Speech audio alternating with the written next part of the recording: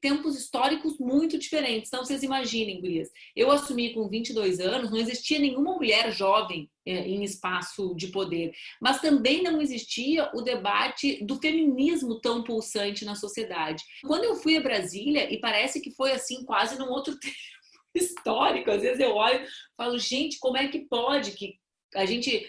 E às vezes eu penso isso até para ficar feliz, sabe? Porque diante de tanto horror, nós tivemos transformações positivas. Eu fui com 25 anos para Brasília, com 300 mil votos, né? E eu era tratada de bonitinha do Congresso, sendo que a minha origem é a luta do movimento estudantil. E até hoje, setores da direita usam contra mim a ideia de quem sou eu. Ah, ela é aquela bonitinha. Hoje, é impensável que uma das parlamentares que chegou em 2018 lá seja tratada de tal maneira, mesmo no ápice do bolsonarismo, que sempre me faz refletir. De um lado, poxa, eu conquistei junto com meus companheiros, né, políticas extraordinárias para o Brasil. A gente pôde votar ProUni, pôde votar Minha Casa Minha Vida, a gente garantiu o dinheiro do pré-sal para a educação. Era um tempo de conquistas, de sonho com o Brasil desenvolvido. E agora, né, é essa penumbra, né, literalmente a penumbra da fumaça do Pantanal que arde, né, e que chega nos grandes centros urbanos. Agora essa desesperança. Mas nós também tivemos conquistas que ficaram. A consciência dos homens e mulheres negros, né? A consciência das mulheres, a consciência de que é possível, que é preciso e é urgente subverter a política. Eu acho que a gente vai deixando, sabe? Quintana tem uma poesia que ele fala que às vezes a gente ri, né? Ninguém sabe de onde vem aquele nosso riso, mas a gente está rindo a coisas que já passaram. Então as conquistas sociais, elas são assim, né? Elas vão ficando. Eu acho que a gente deixou marcas, apesar de estarmos vivendo um momento de muita ofensiva da extrema-direita, nós deixamos marcas que são importantes. Eu tenho uma grande felicidade porque deram um nome para um processo permanente que nós sofríamos. Eu não tenho um relato de violência política de gênero. A minha vida inteira na política institucional é a violência política de gênero, que nunca teve nome. Quando me chamavam de bonita, eu questionava e diziam para eu parar de ser chata, né? Quando me interrompiam nas entrevistas e ninguém se dava conta e achavam que eu era realmente incapaz, nos processos de decisão interno, né, no nosso campo político também, mas sobretudo externo com a sociedade, quando diziam que eu era incapaz. A minha vida inteira ela foi marcada por isso.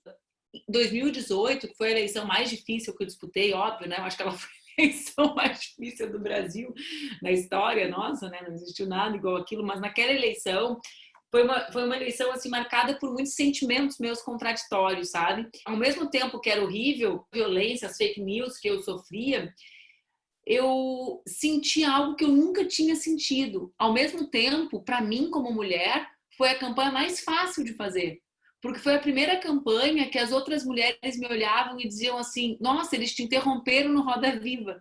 E que aquilo não parecia um problema meu, um defeito meu, uma incapacidade minha. Foi um primeiro momento assim que eu falei: uau, eu lembro quando eu saí do Roda Viva e uma amiga minha ligou e perguntou: tá tudo bem? Eu falei: sim, tô indo lá no Sujinho comer, vamos lá.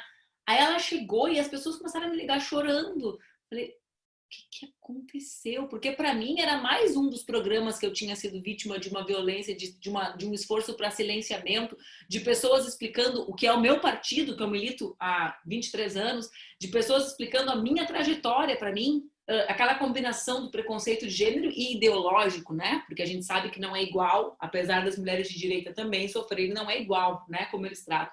Então, assim, para mim foi uma libertação, foi um motivo de vou dizer felicidade, talvez não seja a expressão mais adequada, sabe? Mas foi um encontro meu com a minha militância, foi um momento de um grande alívio. Pela primeira vez, né, era a 7ª eleição que eu disputava, eu pensei assim: nossa, a maior parte das minhas pessoas entende o que é estar na minha pele.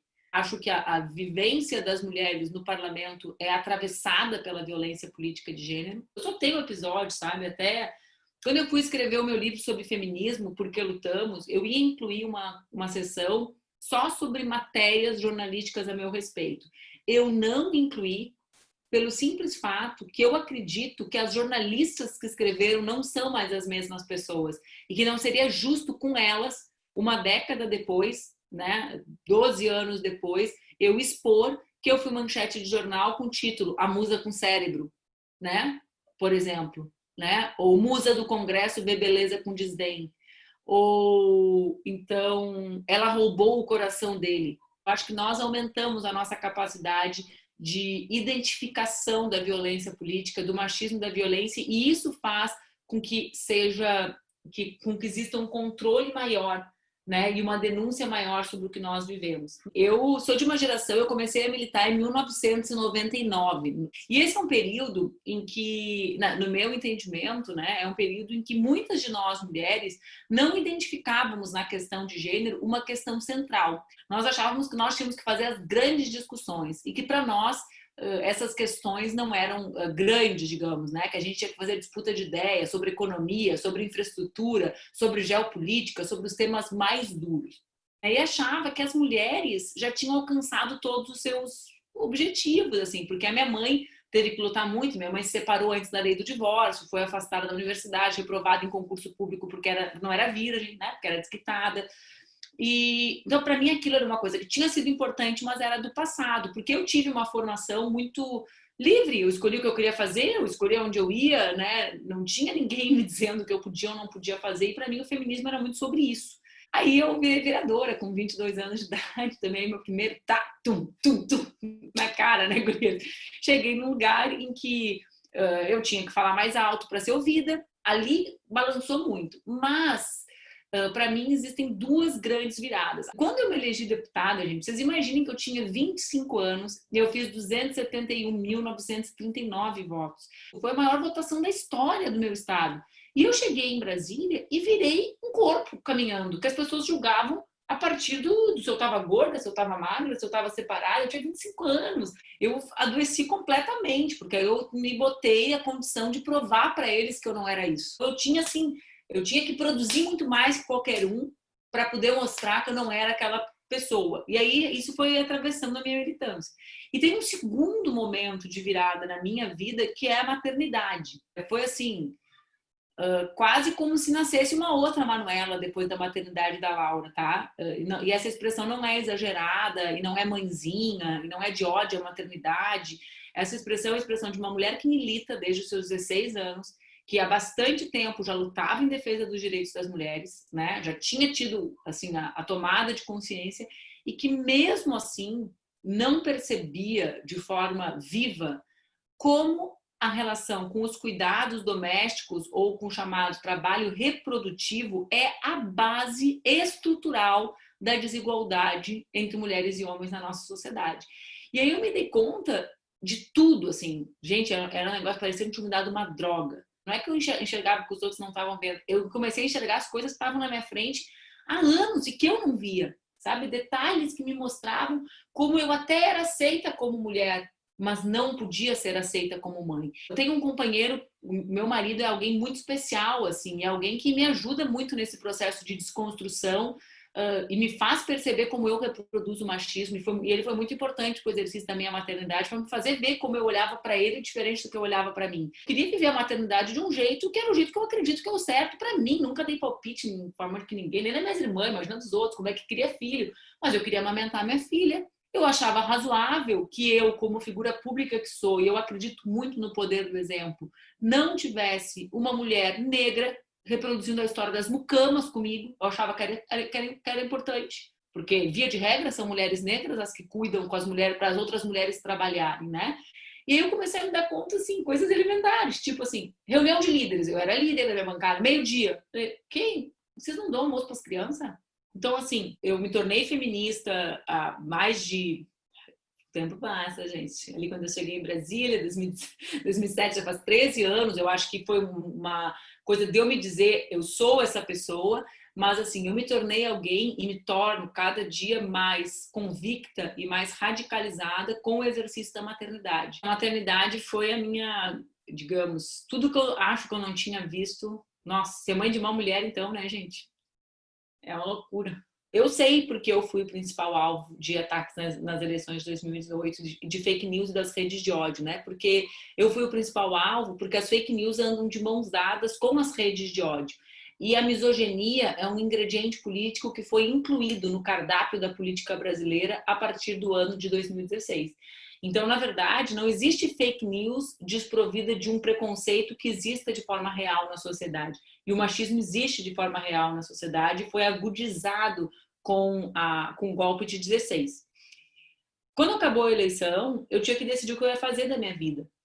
Né? Eu terminei meu mestrado durante o processo eleitoral, decidi escrever o livro, o primeiro livro que era sobre maternidade, que era uma forma também de eu mostrar que a gente continuava acreditando num caminho de enfrentamento, não com mais ódio, né, mas com redes de afeto, de solidariedade, e a maternidade foi, digamos, também um ponto de encontro meu com mulheres durante a eleição, né, de desvendar, de desnudar as nossas invisibilidades. Então eu criei o Instituto E Se Fosse Você, né, além de lançar o livro, pensando em algo muito simples, né, que era a ideia da produção de conteúdos didáticos e de internet que fizesse as pessoas perceber o impacto das redes de ódio na vida de outras pessoas e de como elas tinham que ter um procedimento padrão de checagem de notícias.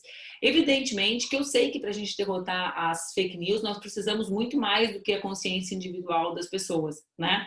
Mas nós precisamos conscientizar as pessoas, né? Então, a ideia de nós precisarmos de robôs do bem, de robôs que identifiquem, né? De nós precisarmos de polícias que investiguem as redes, como investigaram no episódio do Supremo, né? Nos provando que nós já temos legislação, mas temos que ter mais investigação para descobrir quem produz e quem financia, né? Essas mentiras. Mas a despeito de tudo isso, eu acredito muito no nosso esforço para que as pessoas saibam mais sobre o que se trata. Mais de 90% dos adolescentes que estudam no nosso país não diferem fato de opinião. Entenderam? É disso que se trata. Se trata de pessoas que são dirigentes políticos e que formulam as suas opiniões sobre 2018 a partir de fake news sobre o ato do ele não, por exemplo. Constrói a sua visão sobre a realidade, sobre como a esquerda deve atuar. Numa noite na eleição presidencial, numa noite, nós, com uma única ação, nós derrubamos 13 mil vídeos que tinham sido compartilhados por 147 mil pessoas. Essa é a escala do que fizeram comigo em 2018. O Jean Willis, que as pessoas às vezes do nosso campo não entendem porque não está no Brasil, acham que é uma coisa identitária. Durante o mandato dele, a gente está falando de 2014, bloqueou 400 mil perfis de haters.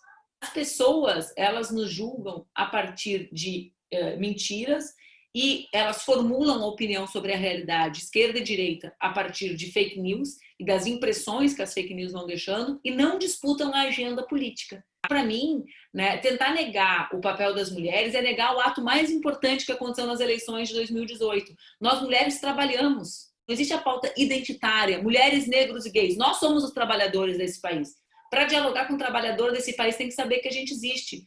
Quem está com lero-lero de falar que defender mulher, negro e negra, né, é fazer pauta de identidade, não é sobre a nossa identidade. Tudo no mundo é sobre a nossa identidade. E quem fala isso está reafirmando a sua identidade. Em geral, um homem branco.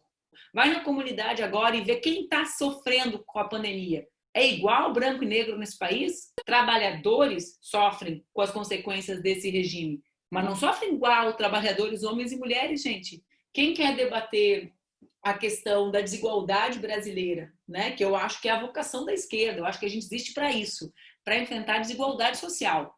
Quem quer debater e enfrentar a desigualdade social, ignorar que a desigualdade social e econômica brasileira tem uma coisa estrutural a partir da questão racial, como número 1, né? E que além da questão racial é a questão de gênero, não sei em que país vive. Né? Quem quer fazer outra pauta que não passe por isso.